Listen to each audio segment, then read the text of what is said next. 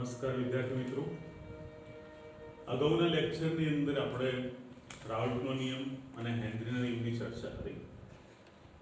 આજે આપણે એક નવો ટોપિક લઈને આવ્યા છીએ, ઉત્કલન બિંદુનું ઉન્નયન. મિત્રો, ઉત્કલન બિંદુનું ઉન્નયન સમજવું હોય તો એ પહેલા આ એક આપણે શબ્દ ક્લિયર કરવો પડશે. ઉત્કલન બિંદુ કોને કહેશો? અગાઉના ધોરણમાં બી આવી ગયું, ધોરણ 9 હોય કે ધોરણ 11 હોય, એમાં ઉત્કલન બિંદુ વિશે આવી ગયું. ફરીથી આપણે રિપીટ કરીએ, કોને કહેવાય? તો મિત્રો, જે તાપમાન કોઈ પણ પ્રવાહીનું બાષ્પ દબાણ 1 બાર થાય તો એ તાપમાનને એ પ્રવાહીનું શું કહેશું આપણે? ઉત્કલન બિંદુ.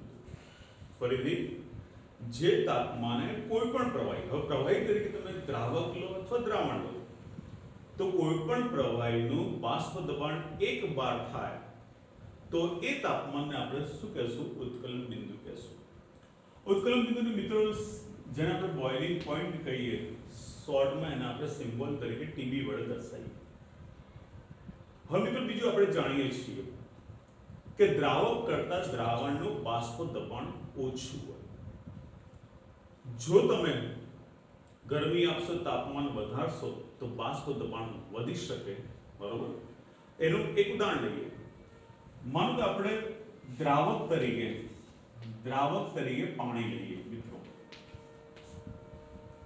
અને પાણીનું 373.15 કેલ્વિન આ એનું ઉત્કલન બિંદુ છે. આપણે ખબર કે 373.15 કેલ્વિન તાપમાને પાણી ઉકળે એટલે કે એનું બાષ્પ દબાણ એ વખતે કેટલું થશે?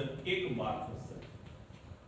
હવે મિત્રો 1 બારની જગ્યાએ 1.013 એક્ઝેક્ટ તમારે લેવું તો લઈ શકો, પણ આપણે રાઉન્ડ ફિગર લઈએ, 1 બાર થશે. આ પાણીની વાત કરીએ, શુદ્ધ દ્રાવક. હવે જો આની અંદર આપણે ખાંડ નાખી દઈએ, એટલે કે અહીંયા દ્રાવ્ય પદાર્થ નાખી દઈએ, અબાષ્પશીલ દ્રાવ્ય પદાર્થ ખાંડ ઉમેરી દઈએ આપણે, તો હવે આ જે બનશે શું બન્યું? દ્રાવણ બન્યું. અને દ્રાવણ બને એટલે સ્વાભાવિક એનું બાષ્પ દબાણ ઓછું થાય. હવે તમે અહીંયા આગળ આ દ્રાવણને બાષ્પ દબાણ 1 બાર કરવા માટે આપણે એને શું કરશું? ગરમ કરશું, એટલે કે તાપમાન વધારશું.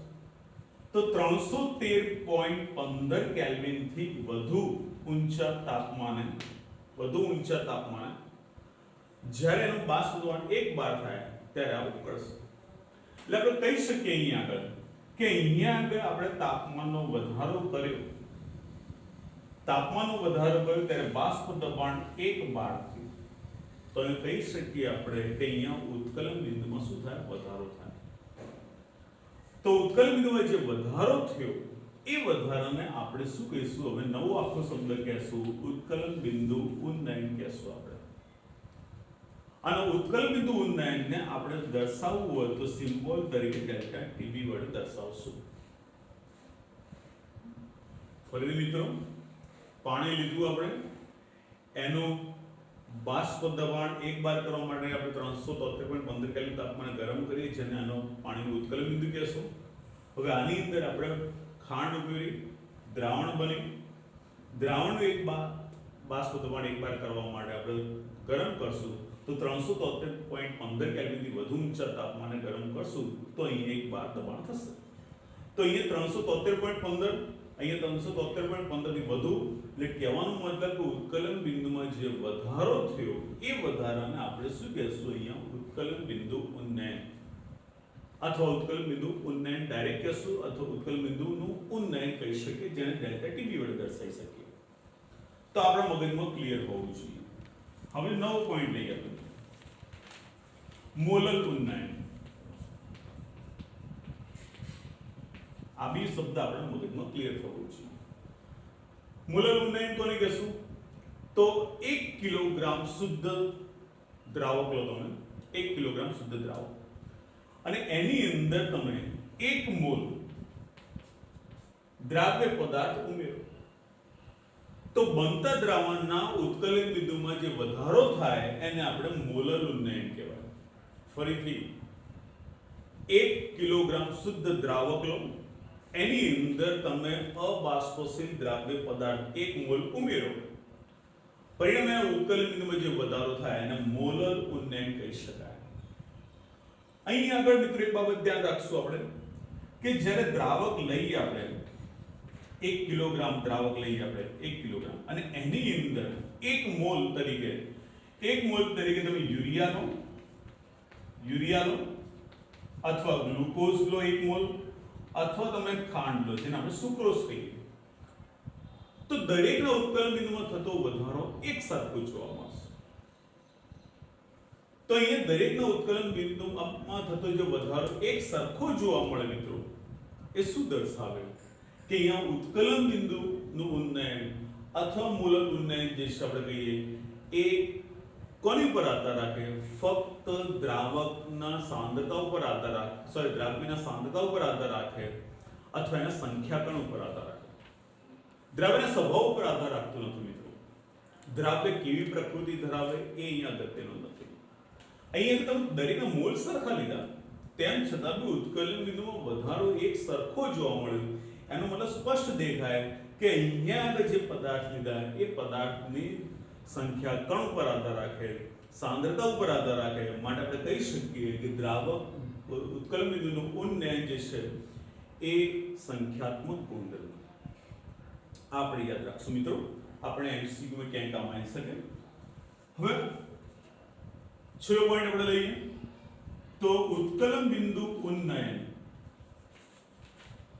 અને મોલર ઉન્નયન અચળાંક એની વચ્ચેના સંબંધની ચર્ચા કરીએ. ઉત્કલન બિંદુ ઉન્નયન અને મોલર ઉન્નયન અચળાંક. મિત્રો ये ગ્રાફ આપેલો છે. દ્રાવક અને દ્રાવકમાંથી જ્યારે દ્રાવણ બનાવીએ ત્યારે અહીંયા આગળ જુદા જુદા તાપમાને બાષ્પ દ્રવણનો ગ્રાફ દોરેલો છે. અહીં મિત્રો જો કે દ્રાવક જે છે દ્રાવકનો ઉત્કલન બિંદુ આપણે TB0 લીધું અને દ્રાવણનું ઉત્કલન બિંદુ આપણે TB લીધું. તો અહીં આગળ આપણે લખી શકીએ કે ડેલ્ટા TB શું આવશે મિત્રો? TB ઓછા TB0. દ્રાવકનો ઉત્કલન બિંદુ ઓછા દ્રાવ્યનો ઉત્કલન બિંદુ થશે. તો આ શું એમ ઉત્કલન બિંદુ ઉન્નયન એટલે ડેલ્ટા TB ને આપણે શું કીધું? ઉત્કલન બિંદુ ઉન્નયન કીધું આપણે. હવે મિત્રો પ્રાયોગિક અભ્યાસના આધારે એવું જાણવા મળ્યું કે મંદ દ્રાવણનું ઉત્કલન બિંદુ ઉન્નયન એ દ્રાવણમાં રહેલા જે દ્રાવ્ય પદાર્થની મોલર સાંદ્રતાના સમપ્રમાણમાં હોય. એટલે આપણે આવું લખી શકીએ કે ડેલ્ટા TB ચલે છે સ્મોલ m. અહીં તમે જો મિત્રો સ્પષ્ટ ફરીથી જોઈએ, ઉત્કલન બિંદુ ઉન્નયન એ દ્રાવ્ય પદાર્થની મોલર જે સાંદ્રતા એના સમપ્રમાણમાં છે એટલે ડેલ્ટા TB ચલે છે સ્મોલ m. હવે મિત્રો અહીંયા આગળ આપણે delta TB is equal two ચલે નિશાન કાઢી નાખો અને અહીંયા નવો અચળાંક મૂકીએ આપણે Kb * m. Kb શું હોય? મોલર ઉન્નયન અચળાંક. તો આ એક આપણને સમીકરણ મળશે. હવે મિત્રો આપણે જાણીએ છીએ કે molality small m is equal two આપણને ખબર કે 1000 ગુણ્યા W2 ભાગ્યા M2 ગુણ્યા W1. આ કિંમત આની અંદર આપણે મૂકી દો. તો મિત્રો ડેલ્ટા TB બરાબર Kb ઇન્ટુ 1000 ગુણ્યા W2 ભાગ્યા M2 ગુણ્યા W1 થશે. ઓકે મિત્રો, અહીં આગળ Kb ને કરતા બનાવો તો Kb ને કરતા બનાવશું આપણે તો ડેલ્ટા TB ગુણ્યા M2 ગુણ્યા W1 ભાગ્યા 1000 ગુણ્યા W2. મિત્રો Kb મોલર ઉન્નયન અચળાંક કીધું. આ એનો એકમ આપણને ખબર હોવી જોઈએ. Kb નો એકમ કેલ્વિન, કિલોગ્રામ, મોલ, ઇન્વર્સ આનો એકમ. અને Kb તમે આ સૂત્ર ઉપરથી શોધી શકો મિત્રો. અને છેલ્લે અંતે મિત્રો જો તમે બાષ્પીય એન્થાલ્પી જાણતા હો તો તમે આની જગ્યાએ બીજું સૂત્ર બી વાપરી શકો. Kb R ગુણ્યા M1 ગુણ્યા TB² ભાગ્યા 1000 ગુણ્યા ડેલ્ટા BAPH R વાયુ ચણ M1 દ્રાવકનો અણુભાર TB દ્રાવકનો ઉત્કલન બિંદુ 1000 અને બાષ્પાયન થાય મિત્રો આની ઉપર બી કેબી શોધી શકો ટૂંકમાં બંને ઉપરથી કેબી શોધી શકો આણીની દળ બી શોધી શકો ડેલ્ટા TB બી શોધી શકો અને મિત્રો આની ઉપરથી આપણને નીટમાં અને બોર્ડમાં એક્ઝામ્પલ બી પૂછી શકે ઓકે મિત્રો હમણાં જ આપણે ઉત્કલન બિંદુ ઉન્નયનની ચર્ચા કરી હવે એના લગતા અહીં એક્ઝામ્પલ તમે જોઈ શકો મિત્રો 18 ગ્રામ ગ્લુકોઝ 1 કિલોગ્રામ પાણીમાં એક પાત્રમાં ઓગાળેલ છે 1.013 બાર દબાણે પાણી કયા તાપમાને ઉકળશે ઇમ્પોર્ટન્ટ પોઈન્ટ પાણી કયા તાપમાને ઉકળશે પાણી માટે તમને કેવી આપેલું अब पानी कया तापमान उकळશે એનો મતલબ શું થયું કે અહીંયા આગળ આપણે ટીબી શોધવાનું ઉત્કલન બિંદુ શોધવાનું તો મિત્રો આ સૂત્રનો ઉપયોગ કરવાનો આપણે ડેલ્ટા ટીબી આપણને ખબર કે કેબી ગુણ્યા અહીંયા આગળ મોલાલિટી લેવાની એટલે એની જગ્યાએ આપણે 1000 ગુણ્યા W2 ભાગ્યા M2 ગુણ્યા W1 હવે મિત્રો અહીંયા આગળ તમારે પહેલા સૌપ્રથમ ડેલ્ટા ટીબી શોધવાનું તો ડેલ્ટા ટીબી શોધવા માટે કેબી તમને કેટલો આવે તમે જોઈ શકો 0.52 ઓકે ગુણ્યા 1000 મિત્રો W2 તમને પહેલા બી કીધું કે 1 જનરલી આપણે દ્રાવક માટે લઈએ અને 2 આપણે જનરલી આપણે દ્રાવક માટે તો એ W2 છે એટલે અહીંયા આગળ તમને 18 ગ્રામ ગ્લુકોઝનું વજન આપેલું 18 ભાગ્યા અહીં આગળ મિત્રો M2 તો હવે M2 જેને આપણે શું કહીએ દ્રાવ્યનો અણુભાર તમને ખબર છે ગ્લુકોઝ છે ગ્લુકોઝનું સૂત્ર આપણને ખબર છે C6H12O6 તો એનો અણુભાર આપણને ખબર મિત્રો 180 ગ્રામ પ્રતિ મોલ થાય ઓકે W1 દ્રાવકનું વજન હવે તમે જુઓ અહીંયા દ્રાવકનું વજન 1 કિલોગ્રામ આપ્યું આપણે અહીંયા ગ્રામમાં કન્વર્ટ કરી દઈએ તો 1000 ગ્રામ થશે ઓકે તો ડેલ્ટા ટીબી જે છે એ આપણે શોધવું સ્વાભાવિક તમે જોઈ શકો આવડી જશે અહીંયા આગળ તમે જોશો તો તમારે 10 આવશે એટલે અહીંયા આપણને વેલ્યુ શું મળશે 0.052 કેલ્વિન મળશે ડેલ્ટા ટીબી આપણે શોધવાનું ઉત્કલન બિંદુ તો આપણે લખશું અહીંયા દ્રાવણનું ઉત્કલન બિંદુ બરાબર ડેલ્ટા ટીબી ગુણ્યા દ્રાવકનું ઉત્કલન બિંદુ શું મિત્રો આવશે દ્રાવકનું ઉત્કલન બિંદુ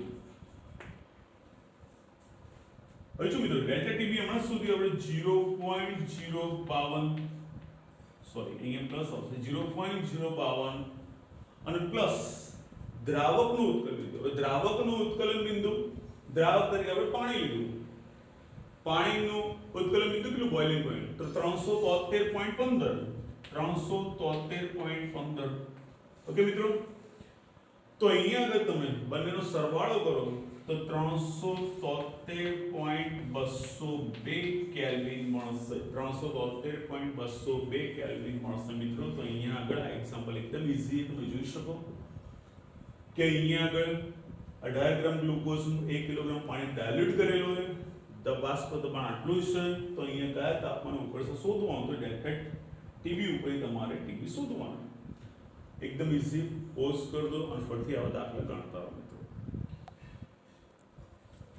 મિત્રો બીજો એક એક્ઝામ્પલ આપણે ગણીએ તો રકમ સામાન્ય આપણે ધ્યાનથી જોઈએ તો બેન્ઝીનનું ઉત્કલન બિંદુ 353.23 કેલ્વિન છે જ્યારે 1.80 ગ્રામ અબાષ્પશીલ દ્રાવ્ય 90 ગ્રામ બેન્ઝીનમાં ઓગાળવામાં આવ્યો ત્યારે ઉત્કલન બિંદુ વધીને 354.11 કેલ્વિન થયું તો દ્રાવણનું મોલર દળ શોધો મિત્રો અહીંયા ધ્યાન દ્રાવ્યનું મોલર દળ દ્રાવકનું મોલર દળ શોધવાનું છે આપણે અહીંયા આગળ.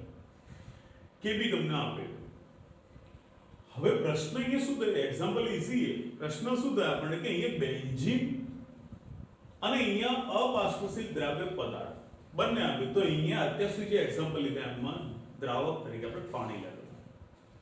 અહીંયા આગળ આ જે બેન્ઝીન જે છે એ અહીંયા દ્રાવક છે અને અબાષ્પશીલ પદાર્થ એ આપણા માટે દ્રાવ્ય. આ ધ્યાનમાં રાખશો આપણે મિત્રો, કારણ કે સૂત્રની અંદર કિંમત મૂકતી વખતે ધ્યાન રાખવું પડશે. હવે અહીંયા મોલર દળ શોધવાનું મિત્રો. તો હમણાં આપણે જે ઉત્કલન માટેનું સૂત્ર જોયું આપણે કે delta TB is equal to KB ગુણ્યા એમ. એમ એટલે આપણે 1000 ગુણ્યા W2 લઈએ આપણે. અહીંયા M2 લઈએ અને અહીંયા આગળ આપણે W1 લઈએ. W1 મિત્રો ઓકે. તમારે શોધવાનું M2 શોધવાનું છે. તો M2 શોધવા માટે M2 નો કરતા બનાવો. તો M2 બરાબર શું આવશે મિત્રો? M2 નો કરતા બનાવો તો KB ગુણ્યા 1000 ગુણ્યા W2 ભાગ્યા શું આવશે મિત્રો? તમારે M2 નો કરતા બનાવો એટલે ડેલ્ટા TB ગુણ્યા W1. હવે મિત્રો એ જો તમે અહીંયા તમને ડેલ્ટા ટીબી આપેલો નથી તો તમારે પહેલા અહીંયા આગળ ડેલ્ટા ટીબી શોધવું પડશે. ડેલ્ટા ટીબી ઇઝ ઇક્વલ તો અહીંયા આગળ જુઓ ઉત્કલન બિંદુ કેટલું હતું? 353.23. હવે એની અંદર દ્રાવ્ય પદાર્થ ઓગાળ્યો એટલે કેટલું થઈ ગયું? 354.11. તો ડિફરન્સ કેટલો? તો 354.11 ઓછા 353.23 મિત્રો. હવે આ બંનેનો ડિફરન્સ શોધશો તમે તો 0.88 આવશે. 0.88 કેલ્વિન. તો અહીંયા આગળ મિત્રો આપણે 0.88 કેલ્વિન મળી ગયું ડેલ્ટા ટીબી. બસ હવે કિંમતો મૂકી દઈએ આપણે. તો કેબી તમને આપે 2.53 જોઈ શકો અહીંયા આગળ ગુણ્યા 1000 લો તમે મિત્રો. W2 પહેલા બી કીધું 1 દ્રાવક 2 દ્રાવ્ય. તો W2 દ્રાવ્યનું વજન કેટલું આપ્યું તમે જુઓ 1.80 ગ્રામ અબાષ્પશીલ એટલે અહીંયા આગળ 1.80. ડેલ્ટા ટીબી તમે શોધ્યું 0.88 અને W1 દ્રાવકનું વજન. દ્રાવક તરીકે આપણે બેન્ઝીન લીધો હોય. કેટલો છે બેન્ઝીન તમે જોઈ શકો 80 ગ્રામ બેન્ઝીનમાં ઓગાળો. તો અહીંયા આપણે કેટલું લેશો? 80 લેશો મિત્રો. આનું સાદુરૂપ આપશું આપણે. તમે બી અત્યારે કેલ્ક્યુલેટર સાદુરૂપ આપો અને અહીંયા આપણે સાદુરૂપ આપશું તો લગભગ મિત્રો અહીંયા આગળ આપણે જોવા મળશે 58 ગ્રામ મોલ ઇન્વર્સ એટલે કે 58 ગ્રામ બધી મોલ આપણને મળશે M2 મિત્રો. આણ્વીય દળ દ્રવ્ય પદાર્થનું મળી ગયું. જોઈ લો અહીંયા આગળ શરૂઆતમાં ઇમ્પોર્ટન્ટ પોઈન્ટ છે તો આપણા માટે આવ્યો ડેલ્ટા ટીબી શોધવું પડે. ડેલ્ટા ટીબી આપણને ખબર પડવી જોઈએ મિત્રો. અહીંયા જે આપણે દ્રાવણ લીધું એ ઓગળી પદાર્થ દ્રાવ્ય દ્રાવણ લીધું એનું ઉત્કલન બિંદુ અને દ્રાવકનું ઉત્કલન બિંદુ બાદબાકી કરશો એટલે આપણને મળશે આટલો વધારો થઈ આપણને ડેલ્ટા ટીબી મળશે. એ અહીંયા આની અંદર મૂકશો બાકી બધી વેલ્યુ આપણને અંદર રકમમાંથી જ મળી જશે એટલે આપણને અહીંયા દાખલો આવડશે. ઓકે તો આને બી તમે પ્રયત્ન કરશો ફરીથી.